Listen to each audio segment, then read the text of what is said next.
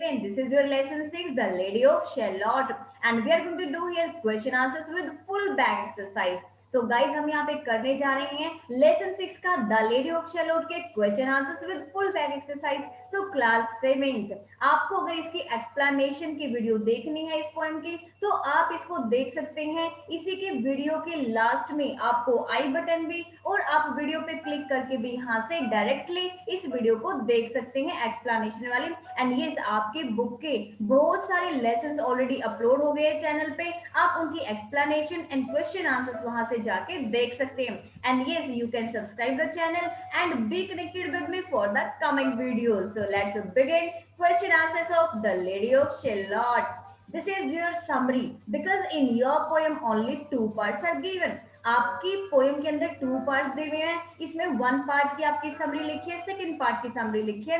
वैसे इसके 4 पार्ट है अगर एक्चुअल में आप जाके देखेंगे, बट आपके बुक के अंदर आपके चैप्टर में जस्ट 2 पार्ट्स हैं तो दोनों पार्ट्स की मैंने यहाँ पे ये समरी लिख दी है. आप इसको गो थ्रू हो सकते हैं और अगर डिटेल में जाना है तो आप इसकी जो पहले वाली वीडियो है एक्सप्लेनेशन की वो देख सकते हैं. Let's come to first question. Who was the only person who knew about the Lady of Shalott? वो कौन सा पर्सन है जिसको ये पता था कि यहाँ पे जो शैलोट में जो वो एक लेडी रहती है टावर के अंदर. How did he know? उसको कैसे पता चला उसकी प्रेजेंस के बारे में? तो यहाँ पर सिर्फ एक ही पर्सन को पता था कि यहाँ पर जो वो लेडी ऑफ शैलोट रहती है और वो कौन है?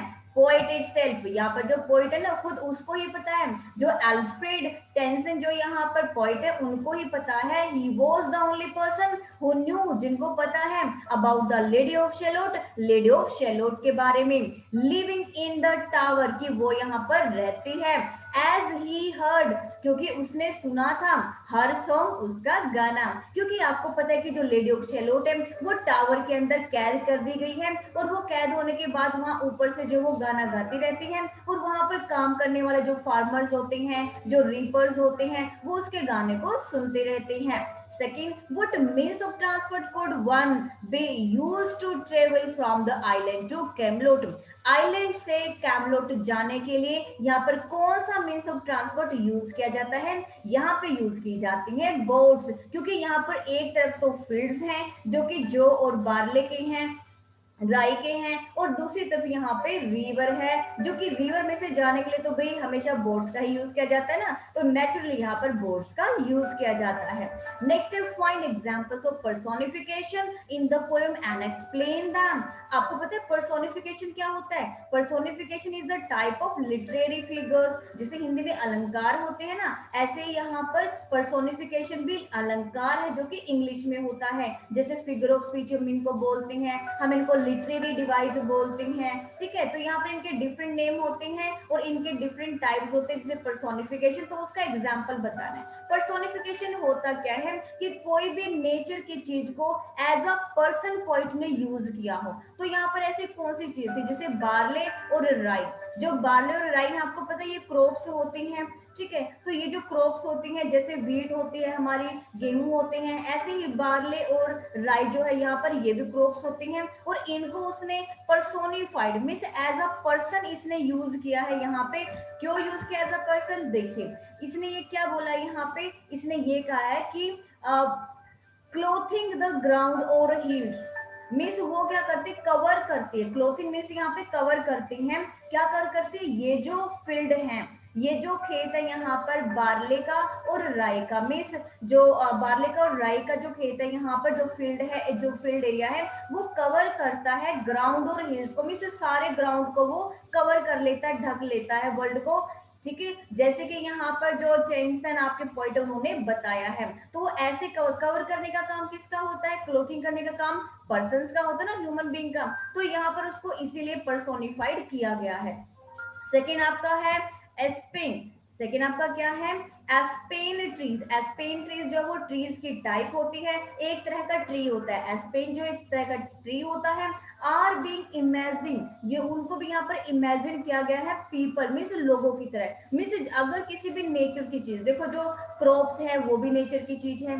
एस्पेन ट्री, ट्रीज है वो भी नेचर की चीज है। अगर किसी नेचर की चीज को ऐसे दिखाया जाए कि वो ह्यूमन बीइंग की तरह एक्ट कर रही है, काम कर रही है पोएम के अंदर, तो हम उसको बोलते हैं पर्सोनिफिकेशन। तो इस वाली पोएम में आपके बार्ले एंड राई और एस्पेन ट्रीज जो हैं उनको ऐसे दिखाया गया कि जैसे वो लोग हो, यहाँ पर पीपल वो लोग हो who are shivering due to cold. और यहाँ पर जो एस्पेन ट्री है उसके बारे में यहाँ पे क्या दिखाया गया है कि वो ऐसे कांपते हैं ठंड की वजह से, कोल्ड की वजह से, जैसे लोग कांपते हैं। बार्ले और राई के बारे में क्या लिखा है कि कवर करते हैं, ढकते हैं। और ढकने का काम कौन करता है? जैसे ह्यूमन बीइंग करते हैं, ठीक है। तो क्लोथिंग करते हैं वहां के सारे ग्राउंड को, वहां पे सारे हिल्स को, मीन्स पूरी दुनिया को कवर करते हैं। यहाँ पर ये जो दुनिया वो क्या है, वो जगह जो यहाँ पर एज अ फील्ड यूज की गई है। तो वो भी एक तरह से पर्सोनिफिकेशन का काम करे, क्योंकि पर्सन ही ऐसा काम कर सकते हैं। ऐसे जो एस्पेन ट्रीज हैं वो भी क्या इमेजिन किया गया कि जैसे यहाँ पर लोग हों।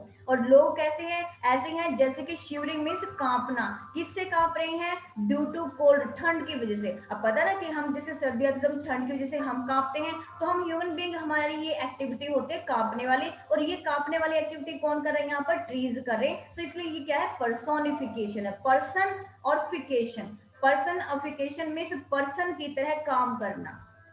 नेक्स्ट आपका आता है एलिट्रेशन। अब एलिट्रेशन भी आपका लिटरेरी फिगर बोल सकते हैं, पोएटिक डिवाइस बोल सकते हैं, फिगर ऑफ स्पीच बोल सकते हैं। तो तीन हम इनको अलंकार के नाम बोलते हैं कि इसमें जैसे हिंदी में अलंकार बोलते हैं तो इंग्लिश में हम इनको पोएटिक डिवाइस बोलते हैं, फिगर ऑफ स्पीच बोलते हैं, ठीक है। तो इसको एलिट्रेशन भी इसमें से एक होता है। एलिट्रेशन जैसे अनुप्रास अलंकार होता है हिंदी में, तो इसका मतलब क्या होता है कि जैसे फर्स्ट अल्फाबेट की रिपीटेशन होती है तो उन वर्ड्स को हम बोलते हैं एलिट्रेशन। जैसे देखो road run, R R repetition है, और विलो वाइटन तो डब्ल्यू डब्ल्यू रिपीटेशन है यहाँ पर। बेडेड बार्ले तो बी एंड बी की यहाँ पर रिपीटेशन। जैसे इंग्लिश के किसी अल्फाबेट की रिपीटेशन आपको लगती है एक ही लाइन के अंदर, तो वो होता है आपका एलिट्रेशन। नेक्स्ट आपका है underneath the bearded barley the reaper reaping late and early. आपको ये लाइन दी है पोएम में से, उसके बेस पे आपको बताना है क्वेश्चन का answer. What does the phrase bearded barley, bearded barley means क्या होता है, यहाँ पे आपने उसको मीनिंग बताना है और ये बताना कि इसमें कौन सी फिगर ऑफ स्पीच यूज की गई है। तो आपको पता है इट मीन्स बार्ले क्रॉप। जो बार्ले होके इसका मतलब क्या है? यहाँ पर क्रॉप का नाम है जो कि ओवरग्रोन, जो कि पूरी तरह से पक चुकी है। कवर्ड द फील्ड, जो कि पूरे फील्ड को कवर करके बैठी हुई है।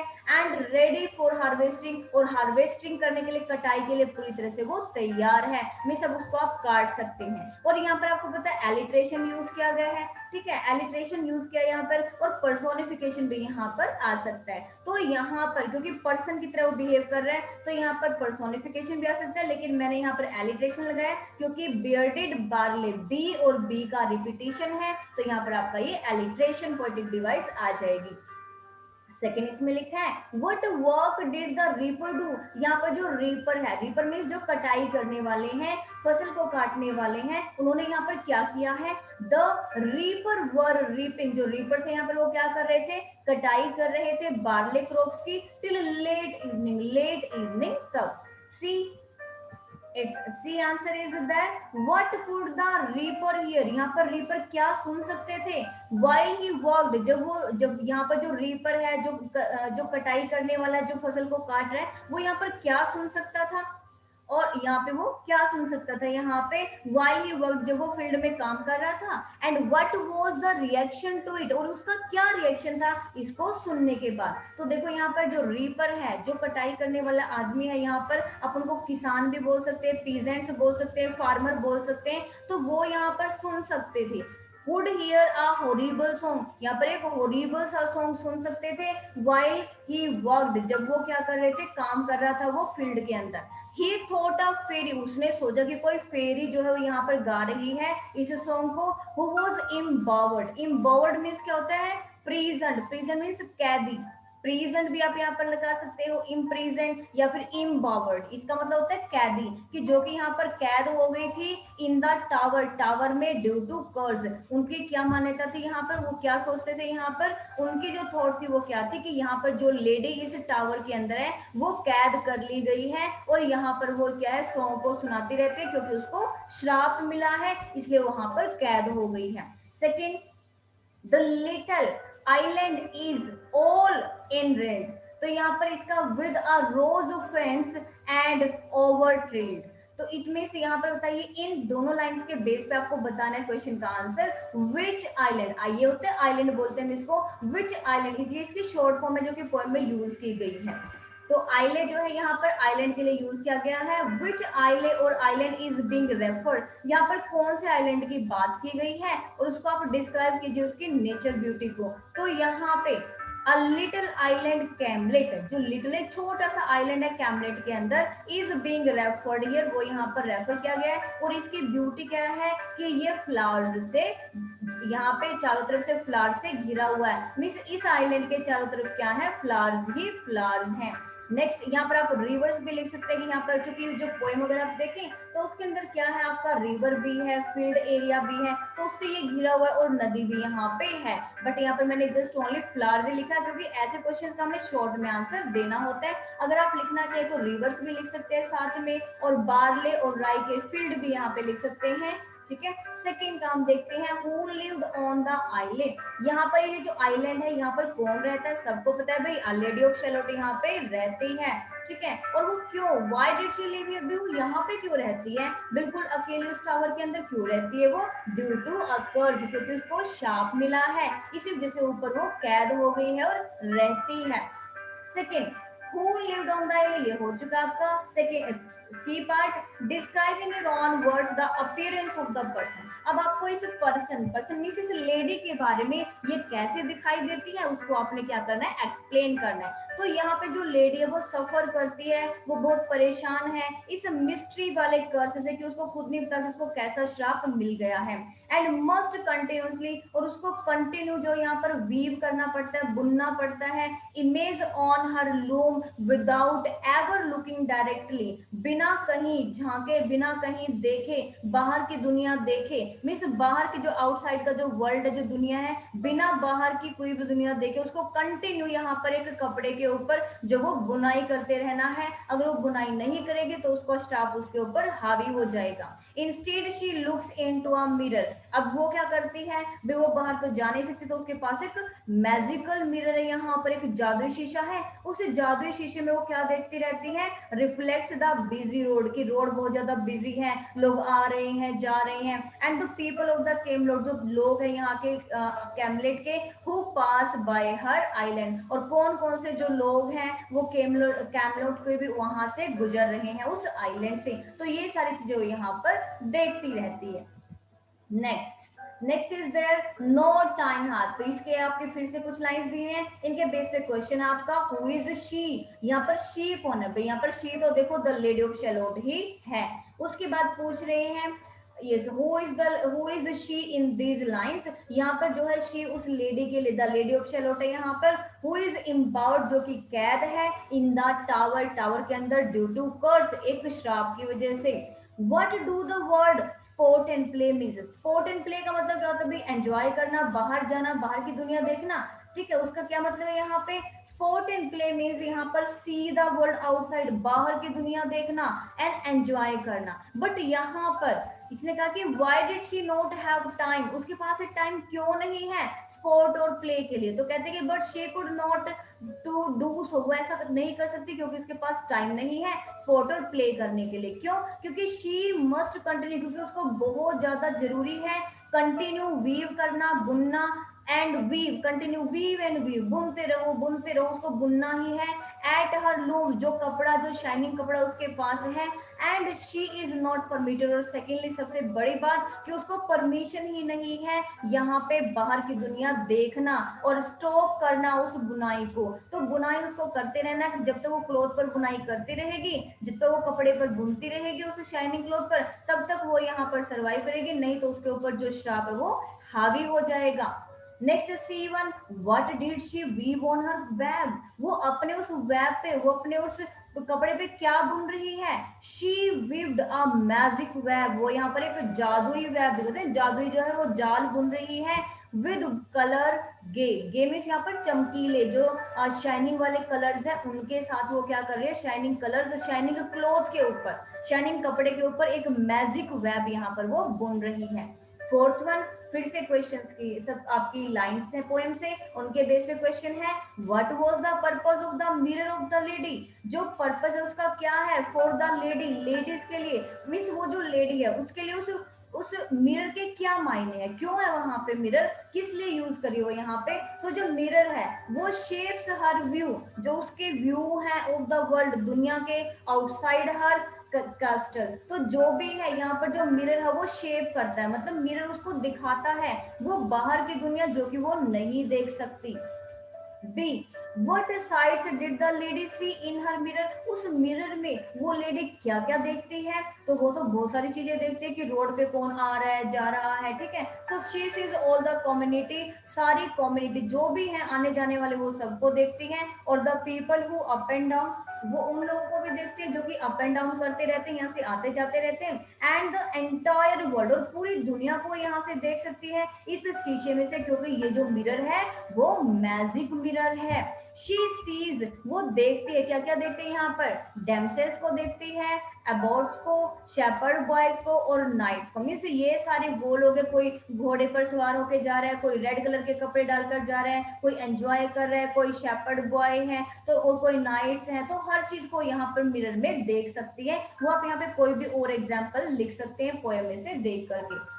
नेक्स्ट आपका है सी विच टू साइड्स, अब आपको ये बताना है कि ऐसी कौन सी साइट है, कौन सी चीजें जिनको देख के वो उदास हो जाते हैं, what do they stand for, और उन चीजों को आप क्या मानते हैं। सो ये जो द सीरियस पीसेंट, जो पीसेंट्स, जो किसान है, जो फार्मर्स हैं, जब वो सीरियस होते हैं तो उनको देख के भी उसको उदासी होती है। और जो रेड क्लॉक्स होते हैं, मीन्स जो रेड कलर के कपड़े डालकर लोग वहां से निकल रहे होते हैं, उनको देखकर भी उसको जो है वो उदासी महसूस होती है। और ये किस चीज को स्टैंड करते हैं, ये स्टैंड करते हैं उसके अपसेट मूड को, that she is not in the good mood. Next is that what are the elements, वो कौन से एलिमेंट्स हैं that create an aura of mystery and suspense around the character of the lady. इस lady के character के चारों तरफ जो मिस्ट्री, जो रहस्य और जो सस्पेंस, जो सरप्राइज कर देते हैं, वो कौन से एलिमेंट्स यहाँ पे वो आपको हमें बताने हैं। So the reader has no idea, reader को कोई आइडिया ही नहीं है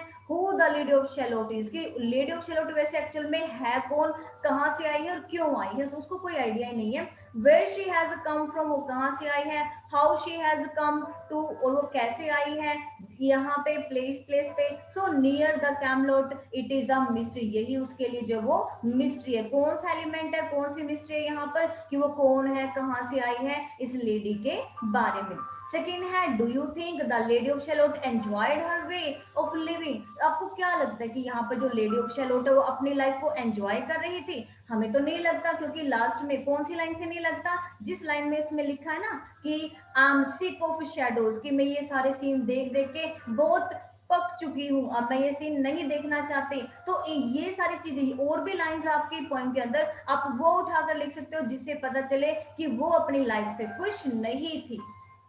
जैसे वो मिरर के अंदर जो भी सीन देखते हैं उनको देख करके वो कहते हैं कि I am fed up of shadows, कि मैं बहुत फेड अप हो चुकी हूँ, परेशान हो चुकी हूँ, यही बार बार शेडोज अपने मिरर में देख करके। Next is how was the life in Camelot, means जो कैमलेट था, कैमलोट जो था वहां पर उसकी जो लाइफ थी वो आइलैंड पे रहने वाले लोगों से कैसे डिफरेंट थी, वो आपने बतानी है। So the lady of Shalott, जो लेडी ऑफ शैलोट है वो आइलैंड पे रहती थी, castle in the river, in a river, जो कि रिवर के पास था, with flows to Camelot, which flows, जो कि बहती थी, वो रिवर जो कि कैमलोट में बहती थी, उस रिवर के पास एक आइलैंड था उसके बीच में यहाँ पे।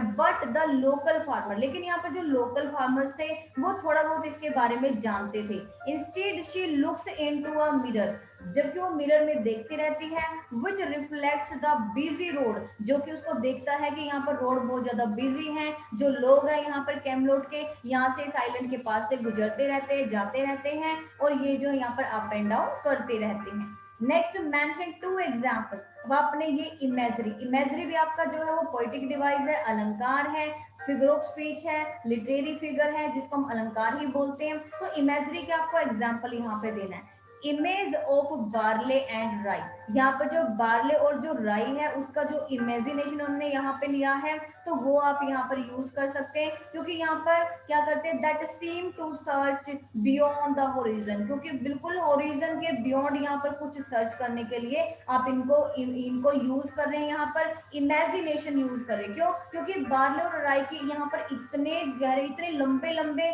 खेतों के बारे में यहाँ पे बताया गया है, फील्ड के बारे में, मैदान के बारे में बताया गया है कि वो पूरे वर्ल्ड को कवर कर लेते हैं। क्या आपने देखा कि कहीं पर कोई भी जो फील्ड है वो पूरी दुनिया को कवर कर रहा है? बिल्कुल भी नहीं कर सकता। So this is our just imagination. और इसी इमेजिनेशन का एग्जाम्पल आपने देना था कि जो सच्चाई नहीं है लेकिन हमने उसको इमेजिन किया है। तो किसको इमेजिन किया था?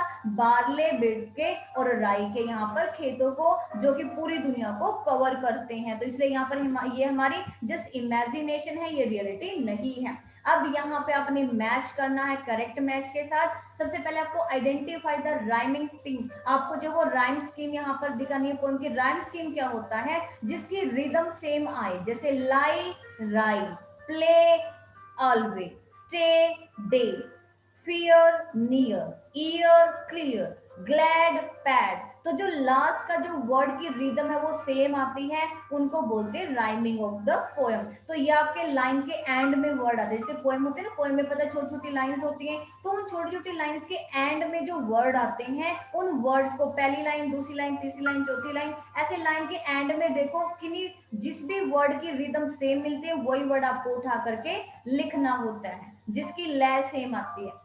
नेक्स्ट आपके हैं यहाँ पर मैचेस, जैसे फ्लिटेड। फ्लिटेड मीन्स क्या होता है? यहाँ पे मूव्ड लाइटली एंड क्विकली, मतलब लाइटली और क्विकली, मतलब बहुत जल्दी से और हल्के हल्के स्लोली स्लोली चलना। और क्रिम्सन क्लैड मीन्स क्या होता है? क्रिम्सन क्लैड सेकंड का है हमारा ए पार्ट, ये होता है dressed in red, red colour में कुछ पहनना, उसको बोलते हैं क्रिम्सन क्लैड। नेक्स्ट है टू एंड टू। आपको पता है टू एंड टू क्या होता है? पेयर में होता है, टू का ही हमारा पेयर होता है, तो थ्री का हमारा आएगा जी पार्ट। नेक्स्ट है नो अदर केयर, जो कोई केयर नहीं करता, केयर नहीं करता तो क्या आएगा? ई, विदाउट अदर रिस्पॉन्सिबिलिटीज, तो वो अपनी कोई जिम्मेवारी नहीं लेता। कोई जिम्मेवारी लेगा, रिस्पॉन्सिबिलिटीज लेगा तभी तो केयर करेगा। अब अगर कोई रिस्पॉन्सिबिलिटीज ही नहीं ले रहा है तो फिर वो केयर भी नहीं करता, राइट। नेक्स्ट आता आपका लेटली वेड। लेटली वेड मतलब जो अभी अभी क्या है यहाँ पर? रिसेंटली मैरिड, जो कि अभी अभी जिसकी शादी हुई है। नेक्स्ट आता है आपका चैंटिंग। चैंटिंग हम हमेशा सिंगिंग के लिए यूज करते हैं। चैंटिंग चीयरली, चीयरली मीन्स खुशी से, तो खुशी से कुछ गाना, तो वो क्या है आपका? सिंगिंग हैप्पीली, इसका आएगा आपका बी। तो 6 का आपका आएगा B. Chanting cheerly means singing very happily. Royalty, royalty हमेशा किंग या क्वीन उनके बारे में यूज होता है, तो मतलब राजा महाराजाओं के बारे में यूज होता है। तो रॉयल्टी अपरेल्ड मीन्स यहाँ पर क्या होता है? 7 का आएगा D. Dressed in rich clothing, मतलब ऐसे कपड़े पहनना लाइक अ किंग, जैसे कि कोई किंग हो। Royal life, royal life means king की तरह लाइफ को स्पेंड करना। एम्बलिंग पैड, एम्बलिंग पैड आपका क्या होता है? 8 का सी है। और स्लो एंड रिलैक्स्ड वॉक, बिल्कुल स्लो स्लो चलना, रिलैक्स होकर चलना होता है आपका एम्बलिंग पैड। और नेक्स्ट आपका आता है यस, आपको इन वर्ड्स को, आपको कुछ वर्ड्स दिए हुए, इन वर्ड्स के आपको पहले मीनिंग लिखने, ये आपके फ्रेजेस हैं।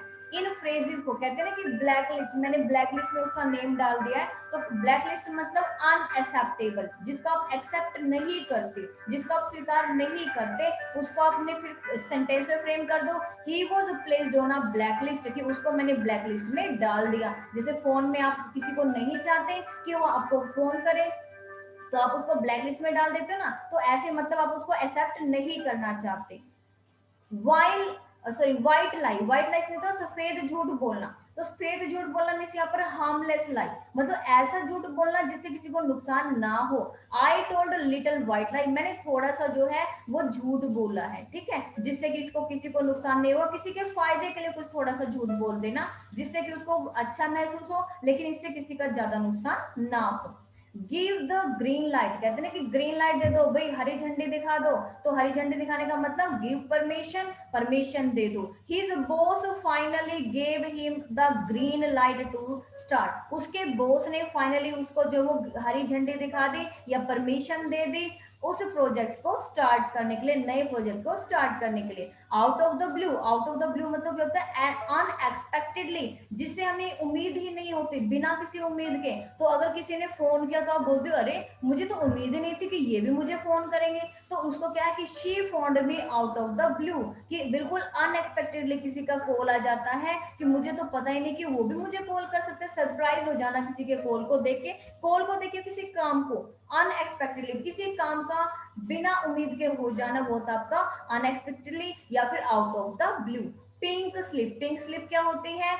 डिसमिजर, कहते हैं ना डिसमिस करना, तो नोटिस, किसी को डिसमिस का नोटिस देना। तो जैसे ऑफिस वगैरह में होता है, तो ऑफिस में जो कंपनीज में होता है वो क्या करते हैं, बॉस जो वो पिंक स्लिप देता है। पिंक स्लिप का मतलब कि किसी ने किसी को डिसमिस कर दिया, मीन्स बॉस ने एम्प्लॉय को डिसमिस कर दिया, वो नोटिस दे दिया कि हम आपको डिसमिस करने जा रहे हैं, हम आपको नौकरी से निकालने जा रहे हैं, तो वो होता आपका pink slip. So his boss gave him a pink slip, उसके बॉस ने उसे पिंक स्लिप दी, मतलब उसको नोटिस दिया कि उसने उनको डिसमिस कर दिया है। नेक्स्ट आपका आता है कि आपको फ्रेज, एडवर्ब फ्रेज लिखनी है यहाँ पर, बताने की कौन सी है। देखो सबसे पहले समझो एडवर्ब फ्रेज होता क्या। तो बेटा एडवर्ब फ्रेज होता है जिसमें कि आप आंसर देते हैं व्हेन का, व्हाई का, वेयर का, हाउ का एंड व्हाट का, मींस सेंटेंस में, जिससे आपको पता चले कि कहीं कब किसी कोई काम कब हुआ है, व्हाई वो काम क्यों हुआ है, वेयर वो कहाँ पे हुआ है, हाउ कैसे हुआ है, या क्या काम हुआ है।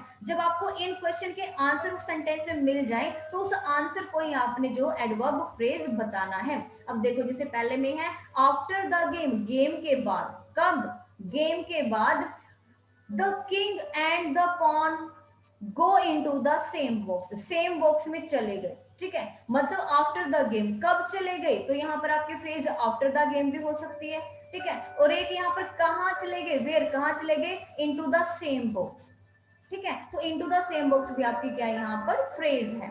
नेक्स्ट है यू कांट गो एनीवेयर, आप कहीं भी नहीं जा सकते, कहाँ नहीं जा सकते, कहीं भी नहीं जा सकते। तो कहीं नहीं के, क्योंकि जगह का नाम है, कहाँ जा सकते हो, कहीं भी नहीं जा सकते, तो एनीवेयर आपका वेयर, क्योंकि आपको वेयर का आंसर यहाँ पे मिल रहा है, तो आपका एनीवेयर जो यहाँ पर एडवर्बियल फ्रेज हो जाएगा। ही always science on a lower scale, lower scale कैसे स्केल पे, लोअर स्केल पे, तो लोअर स्केल आपका यहाँ पर क्या आ गया, फ्रेज आ गया। ही फायर्ड हिज गन, उसने अपने गन से फायर किया, कैसे फायर किया, बिना सोचे समझे कर दिया, ऑफ द कॉन्सिक्वेंस, हालात को बिना देखे उसने क्या कर दिया, फायर कर दिया। तो कैसे कर दिया, कैसे का आंसर कहाँ पे है, without thinking of the consequence, तो विदाउट थिंकिंग जो है यहाँ पर बिना सोचे समझे, यहाँ पर क्या जाएगा आपका एडवर्बियल फ्रेज आ जाएगा। नेक्स्ट आपका he will be back in office, वो ऑफिस में वापस आएगा, कब आएगा, after the end of the match, match के खत्म होने के बाद, तो कब आएगा, after the end of the match, यहाँ पर कब का आंसर आपको ये मिल रहा है। फिर आता आपका शी लिंग ऑन अ वेलवेट बेड, तो वेलवेट बेड के ऊपर थी, तो यहाँ पर क्या है, कहाँ पे थी, वेलवेट बेड के ऊपर, तो वेलवेट बेड आपका आंसर आ जाएगा। आई होप कि आपको ये जो एडवर्बियल फ्रेज हो समझ आ गई होंगी कि जहां पे आप आपके सेंटेंस को इन सब का आंसर मिलता है, किसी भी एक का आंसर मिलता है, तो वो आपका क्या होता है, जो आंसर है वही आपका एडवर्बियल फ्रेज हो जाता है। अब आपको यहाँ पर हमें बताना है कि यहाँ पर कुछ वर्ड्स दिए हुए हैं, तो उन वर्ड्स को आपने क्या करना है, ये जो वर्ड्स आपको दिए हुए हैं इन वर्ड्स को आपने ये बताना कि कौन से वर्ड को आप एज अ फ्रेज यूज कर सकते हैं, उसको चेंज करना है, सेंस चेंज नहीं करनी, वर्ड को थोड़ा चेंज करना है। So she got out of bed in a sleepy manner, कौन से मैनर में, स्लीपिंग मैनर में। तो स्लीपिंग मैनर हम क्या है, यहाँ पर एडवर्बियल फ्रेज है, इसको हम क्या लिख सकते हैं, she got out of bed in asleep, in asleep manner, in asleep manner, asleepy की जगह हम क्या यूज कर सकते हैं, asleep manner, ठीक है, asleepy की जगह क्या यूज कर सकते हैं, asleep, asleep manner। Amar waited in silence for the sun to come up, तो यहाँ पर जो यहाँ पर साइलेंस, साइलेंस क्या होता है, हम इसको यूज कर सकते, यही एडवर्बियल फ्रेज है यहाँ पर। तो अमर वेटेड साइलेंटली, इन साइलेंस की जगह क्या आ जाएगा, साइलेंटली, इन साइलेंस की जगह क्या आएगा, साइलेंटली, बाकी सेंटेंस आपका सेम रहेगा। Do you know anyone who is free at the moment, जो इस वक्त जो है वो क्या है, फ्री है, एट दिस मोमेंट का मतलब this time, at this moment की जगह आप क्या यूज कर सकते हो, free this time, free at this time, तो मोमेंट की जगह आप यहाँ पर टाइम का यूज कर सकते हैं। Next in every place that we stop, हर जगह जहां पर हम रुके, तो एवरी प्लेस को हम क्या बोलते हैं, एवरीवेयर बोलते हैं। तो आप यहाँ पर एवरीवेयर का यूज कर सकते हैं। इन एवरी प्लेस की जगह क्या यूज कर सकते हैं, everywhere that we stopped during our travel, तो बाकी आपका सेम रहेगा। At the end of a long day Samuel walked home in a tired way. Tired way, tiring क्या है आपका, एडवर्बियल फ्रेज है, तो टायर्ड की जगह हम टायरिंगली मतलब थके हुए, यहाँ पर इन अ टायर्ड की जगह हम क्या लगा सकते हैं, सारा सेंटेंस सेम रहेगा, Samuel walked home टायरिंगली। In a tired वे को काट करके आप क्या लगा सकते हैं, टायरिंगली। नेक्स्ट आपका लास्ट क्वेश्चन है, देखो ये आपको पजल की तरह दिया हुआ है थोड़ा सा। इस बॉक्स में से आपने मीनिंगफुल ऐसे ऐसे वर्ड्स निकालने हैं जिनमें से आपको पता चले कि ए की जो वो लंबी साउंड आती है, जैसे एंजल, ठीक है, एरे, एटलिन, cable, wait, edge, lake, pen, तो बहुत से और भी जो वर्ड्स आपको मिल सकते हैं यहाँ पे, ठीक है। जैसे केबल हो गया, ये आ गया आपका, जैसे यहाँ पर केबल आ गया, या कोई और भी वर्ड जिसमें एक ही साउंड आपको काफी लंबी आ रही हो, आप और भी वर्ड इसमें से निकाल सकते हैं। मैंने जस्ट यही निकाले। So thank you so much for liking, subscribing the channel, thank you so much.